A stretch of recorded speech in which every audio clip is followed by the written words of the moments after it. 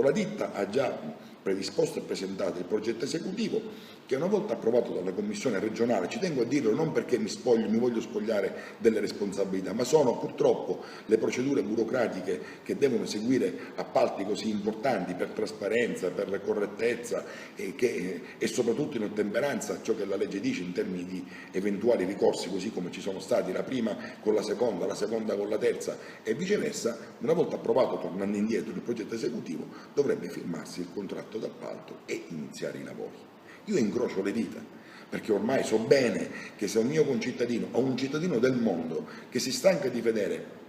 come me questa distruzione dell'ambiente, del sistema ecologico marino e soprattutto un posto così bello che potrebbe trarne profitto economico e lavorativo da una riviera pulita,